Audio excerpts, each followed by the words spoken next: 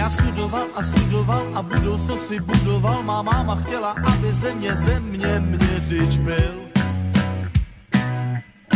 Pak v běhu věcí nastal zlom, já došel jsem si pro diplom, teď už mě hřeje v kapse, tím se splnil mámin cíl. Mé nadání je všestranné, jsem bystrý, moje sestrané, však strojařina potkala mě asi omylem. Proč já jen na tu školu les, když nevymyslím vynález a nikdy nepochopím to perpetuum mobile. Promovaní inženýři, sinus, cosinus, deskriptiva, promovaní inženýři. Kdo je to inženýr, ať sám zpívá, promovaní inženýři, sinus, cosinus, deskriptiva, promovaní inženýři. Hlavy študované. Nemám IQ vynálezce ani za jménem CSC, však mám rád hudbu, což je, myslím, povahový klad. Pracujem ani nemrknem, když rýsujeme za prknem, tak není divu, že si chceme taky zaspívat. I když jsem v jádru technokrat, na banjo umím zabrnkat, můj kolega zas na kontrabas slušně basuje. Tak přesto, že jsme vzdělaní, teď plivneme si do dlaní a budem všichni hrát a zpívat, kolik nás tu je. Promovaní inženýři, sinus, cosinus, deskriptiva, promovaní inženýři. Kdo je tu inženýr, ať s námi zpívá, promovaní inženýři, sinus, cosinus, deskriptiva, promovaní inženýři. Hlavy študované, promovaní inženýři, sinus, cosinus, deskriptiva.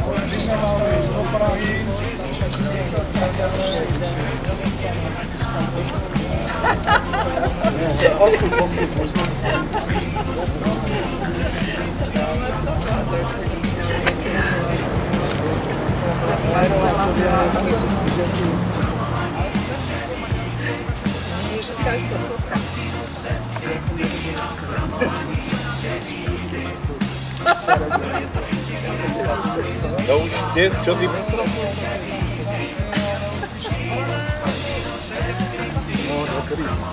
No, tak já to schváluju, protože... Jak to dopadne, nevím, protože jsem...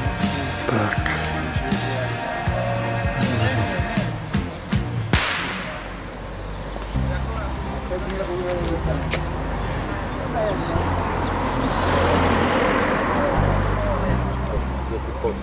Kde bude, kde predávajú auta Galinu, kde je a kde je to.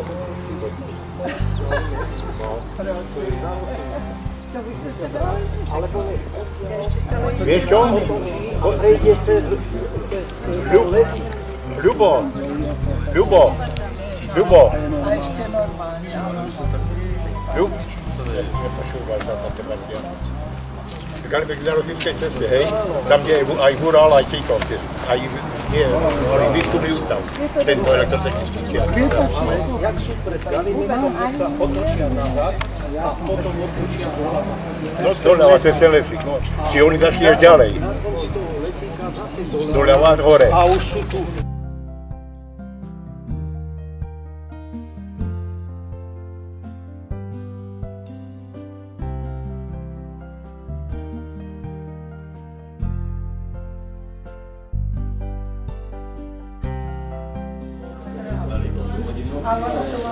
Co ty děláš ráno?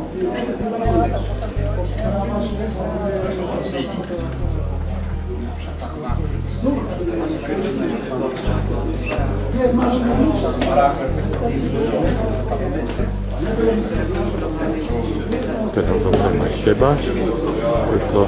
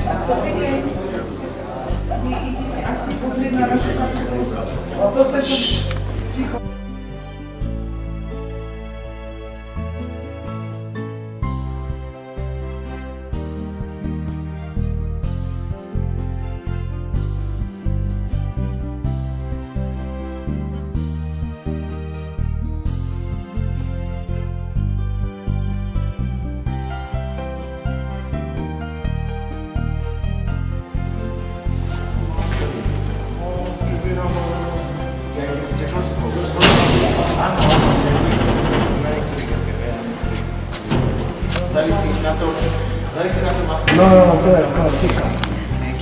Tam, kde už se zakázaný, špalky, to všechno jsou klasika. To je jasně.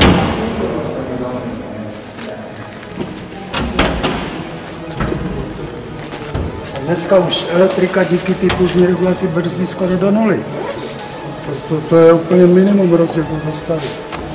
Sama.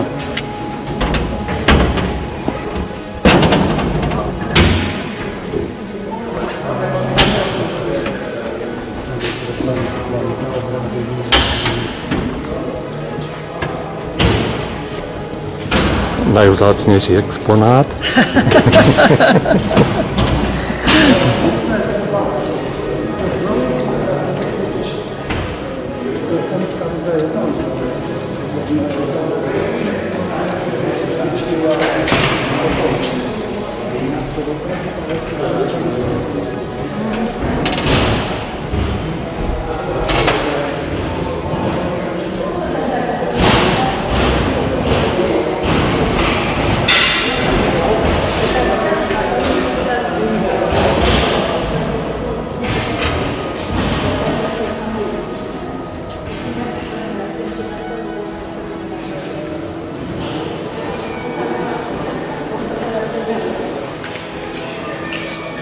Tu jsme pro nápravy ložiska jezdili sem, na metro. Tady je to nápravy ložiska. To je ta Lidka mi to obstarávala. Lidka šéfovala jsem zásobování kontroly. Jak se jmenovala ta firma, co dělala nápravy ložiska tady? My jsme na metro brali odsud nápravy ložiska. A Lida tam dělala nějakou šéfovou logistiky nebo něco takového. No, takže toto je náš najmodernejší stav, ktorý ešte sa poladí niektoré veci. Simuluje sa na ňom brzké dne s tým, že vidíte, že dvojkolesuje aj rotujúca kolejnica, kvôli tomu, aby to bolo trošku bližšie k realite. V podstate tá kolejnica slúži na to, aby sa vlastne zavalcovalo to koleso, keď sa prestane brzdiť. No, je to schopné v podstate simulovať aj uhol nábehu, dá sa uvoľniť to záhlasie. A potom takto jedno upozornenie, o 3/4 na 2 sa vybavilo, že môžu ísť pozrieť tú modelovú železnicu. Dole na dopravné laboratórium. Áno. Dobre, tak poďme na chvíľku sem ešte do tej vedľajšej miestnosti, poviem vám pár slov k tomu.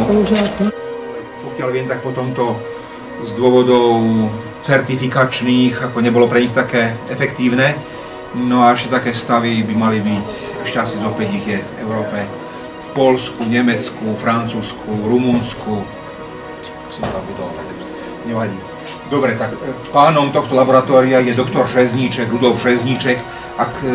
My sme tu mali kedysi tým, že bola katedra, alebo pracovisko, bolo federálne, vlastne celá univerzita, no. Vysoká škola dopravy a spojov, Vysoká škola dopravní, dopravná, dopravy a spojov, tak boli tu aj samozrejme v pomerne väčšej miere zastúpené rôzne ďalšie organizácie, tak bolo tu aj dislokované pracovisko VUKV z Prahy. Takže tieto koľajové záležitosti sa robilo predovšetkým z tej strany. No a takým hýbateľom, alebo takým z tých prvých, teraz neviem, či okrem profesora Nejepsu, áno, to zakladateľ, potom profesor Freibauer neskôr.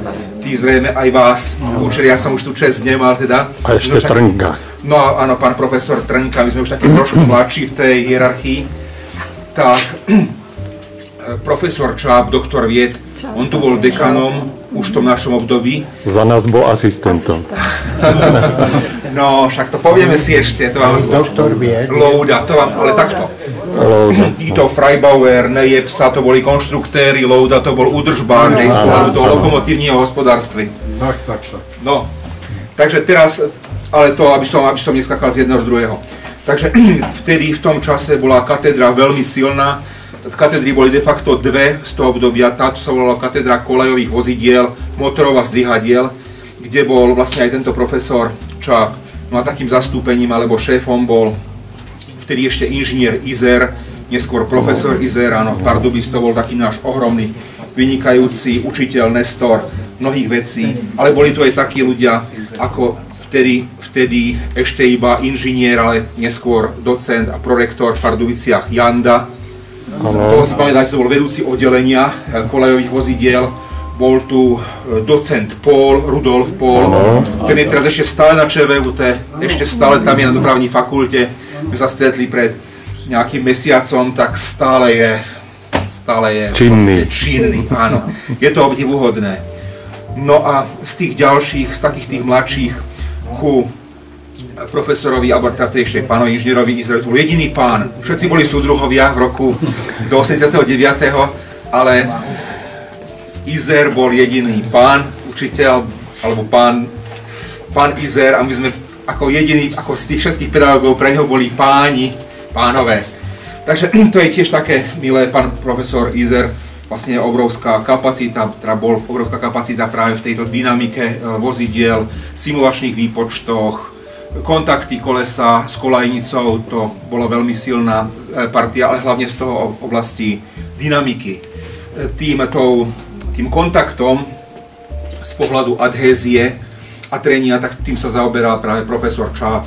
No vtedy, vlastne už bol vtedy profesor, áno, tak to aby som povedal. Takže profesor Čáp, dá sa povedať, robil na dvoch takých oblastiach. Jedna sa týkala adhézie, na to sme mali adhézny stav tu na vedľa. Ale treba povedať, že z toho obdobia vychádzalo veľa vecí z tej praxe, preto lebo železnice boli mocné, väzby boli veľmi silné na výrobné podniky, či sa to jednalo vtedy ešte o Škodu v Plzni, Škodovka Plzeň, alebo to boli rôzne iné výroby, depa, vagónka Studenka, všetko to bolo vynikajúce. Dubnica, všetko to fungovalo, všetko to proste bolo troška iným spôsobom, ako to je zorganizované dnes. Takže z toho obdobia práve vznikol aj na taký trecí brzdový stav, vtedy to bolo len na také tie skúšky výskumné. No a z toho výskumného, okolo toho 93. roku, keď odchádzali niektorí kolegovia po rozdelení republiky, dá sa povedať, že založiť ďalšie fakulty alebo ďalšie takéto pracoviská v Čechách, tak vtedy boli položené základy tohto súčasného zotrvačníkového brzdového stavu. On je zotrvačníkový preto, lebo tu má ako zotrvačníky samozrejme na stimulovanie tých rotačných môd pri brzdení vlaku, ale to je predovšetkým pre certifikáciu, alebo to bolo pre certifikáciu. Všetko sa to aj tak riadi počítačom cez tento motor. No, taký podobný, inak aj tu nedá mi nespomenúť, že v období, keď sa tento motor nadobúdal aj niekoľko, to je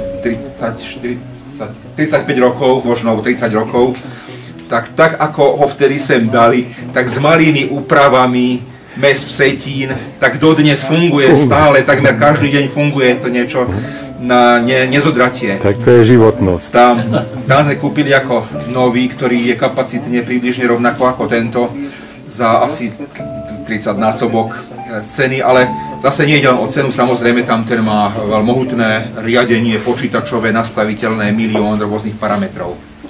No, takže tu sa ďalej vykonávajú tieto skúšky, jedna, druhá, no a dá sa povedať, že je o ne záujem. Je záujem aj o to, a to treba povedať takú chválu aj pánovi doktorovi Řezničkovi, že je zodpovedná osoba a má vážnosť aj v tejto oblasti, je zároveň členom komisie, expertom pre brzdové stavy v rámci UIC. Tak je to taká naša interná, by som povedal, potom už záležitosť. No, a keď som sa tak troška zmienil k tomu okolo toho 92. 3. roku, tak to bolo také ťažké obdobie pre nás na katedre, lebo som povedal, to gro boli vlastne naši pedagógovia, predovšetkým z Českej republiky, síce tu prežili celý život, ale dostali také ponuky na rozvoj, alebo také tie budovateľské aktivity, že mnohí teda sa rozhodli pre takúto cestu. No vlastne založili dopravní fakultu Jana Pernera v Pardubiciach, vtedy bolo dislokované pracovisko v Českej Třebovej ako to hlavné ťažiskové prostredie. Teraz tej Třebovej to už tak trošička nie je, preto lebo to gro je výhradne presunuté do Pardubic a majú tam krásne laboratória a výskumné centrum, ktoré bolo nedávno dobudované. Možno aj meno vám ešte známe, vtedy bol pôvodne, teraz nie som si istý, či VUŽ alebo VUKV, pán inžinier Culek, neskôr profesor, dekan dlhé roky tejto fakulty.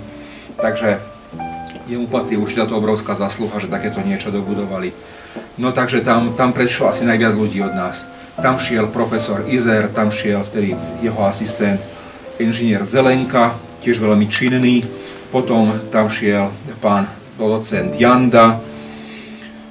Koho som ešte zabudol, Tomáš? Tam ich proste šlo, naozaj je to ťažisko. Bochúvka taky, ne? Nie, Bochúvka je tu, doteraz. O tom vám poviem ešte za chvíľočku. Takže to bolo jedno také významné, asi najvýznamnejšie z pohľadu nášho vzťahu alebo nášho pôvodu. No a potom skôr profesor Antonický odišiel do Ostravy, dopravný inštitút, bol riaditeľ toho dopravného inštitútu a to bol práve vedúci tej druhej katedry, ktorá tiež je teraz, takto sme v jednom vreci, teraz ako sa voláme, dopravnej manipulačnej techniky. Tak to je ďalšie, no a potom do Prahy, tak pán docent Rudolf Pohl. No a, to všetko boli za nás len asistenti, ale boli príjemní ľudia. No, množstvo z tých mien, ktoré vás učili, tak naozaj už vydáme len na obrázku, alebo keď sú tie staré alebo kroniky, alebo keď sa ešte niekde objaví niečo, kde spomínajú spometníci, tak tam vieme alebo vidíme, tak dá sa podľa tých fyziognomí to spoznať, ale nemali sme možno tu priamo tú česť s nimi. Pán Antonický nám raz vysvetloval, že či vieme, prečo je v električke, tam boli také gumy s takými drážkami pozdĺžnými, že prečo je to medzi lavicami takty pozdĺžne a prečo pri dverách sú ako priečnety. No, že preto, že keď upratovačka upratá, by voda vytiekla von dverách. Niektoré dôvody majú veľmi prozaické odpovede. Ale takto, že keď nás tá pani odfotí, tak potom vás požiadame, že aby ste tú fotku tiež už dali do kroniky. Dáme ju na Facebook. Ja som myslel, že na parte. No a spomenuli ste pána profesora Bochúvku, tak tam vlastne celá tá plejáda tiež absolventov z toho času. Možno si pamätáte na profesora Palčeka, to bol tiež odtiaľto náš, dá sa povedať, absolvent, ten bol dekanom strojníckej fakulty po profesorovi Čápovi. Potom nasledoval profesor Zvolenský, tak toho neviem, ten bol troška mladší, stretli ste ho. Dobre, tak ten bol z tej druhej časti, ako z tej údržbovej. No a po Zvolenskom Medvecký, tam to bol absolvent náš z neskorších rokov, tak nejako nám to vychádza, že predsa len zrejme tí absolventi takí ako vy asi ten rozhľad získali pomerne značný, preto lebo nikto netrpel toľkými vstupmi a toľkými vplyvmi a nemusel riešiť toľko kompromisov pri technike asi ako u nás. Preto lebo veľmi dobre vieme, že u nás maximum niečoho nikdy neznamená tú najlepšiu variantu. Minimum niečoho tiež neznamená to najlepšie. Vždy je tam niekde nejaký kompromis a musíme vedieť posúdiť, že keď niečoho pridáme, tak zase niečoho musíme ubrať.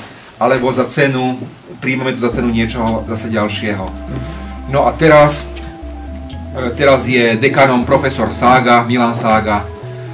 To už je taký ten náš, som povedal, ročník. Ale hovoril, že tu nám má niekde strýka, tak neviem, ktorý to je. Ježiš.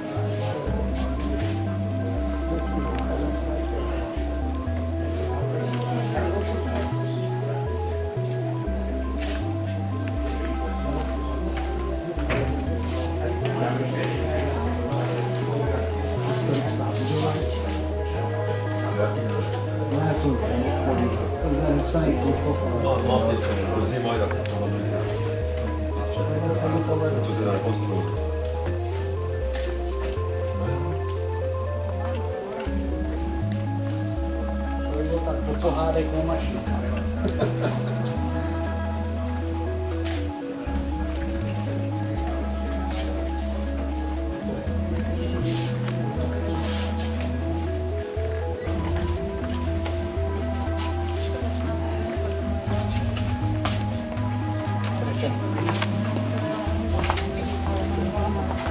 Ale už vagóniky donesú.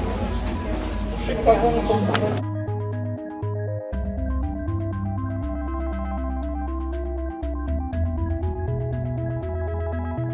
tí machri, fachmani, tí proste, ktorí tomu hlboko rozumeli, takže už jaksi sú, buď už sú za zavodového minimálne. Nahoře sú. Prosím, nahoře, áno, sú v tom nebi. Tak bol taký ten ťah skôr k tomu, že všetko to je v tom softveri skryté, ale to nie je. Ten software skutočne len umožní, pomôže, zrýchli, alebo umožní dosiahnuť lepšie výsledky niekomu, kto, dajme tomu, to vzdelanie nemusí mať, alebo tie schopnosti až také, ale nikdy nedosiahne žiadne špičkové výsledky, alebo pokiaľ tomu nerozumie. Ja som takú vetu čítal, že počítač je len usilovný blbec. No, áno, je to pravda. Usilovný blbec, poučený, to, čo už vám len to, čo do neho vložil človek. Áno. Vypluje. Áno. A to sú také, viete, aj dnes stále počúvame o tých informačných technológiách. Jasné, že teraz je informačná doba, takže to nemôžeme vôbec nejako s tým polemizovať. Ale pravda je taká, že sa to dostáva do takej miery tých našich životov, od tých malých detí už teraz prakticky, ktorí ani, keď som povedal, že ešte pred pár rokmi nebol internet, tak sme boli na stretnutí študentov v poslednej prednáške a oni sa smiali a nechápali, že ako to je možné, že nebol internet. Tak je to možné, áno, aj taký čas. A veľmi ľahko by to bolo, ako s tým vtipom, kde sa háda ten sieť internetová ešte s nejakými ďalšími, až s elektrikou, že ktorý je najdôležitejší, každý si povedal, svoja elektrika povie, no a čo by ste boli bezo mňa. Takže keby to vytiahli do zasúvky, tak nám naozaj asi ostane len to, čo by sme mali v tých hlavách, alebo tí ľudia. No, tak v tomto smere je to tak. Ale prepáčte zase, nemôžeme usúdiť počítače, to je také na základe počítačov. Dosť dlho, že tí, ktorí boli naozaj tí machri, fachmani,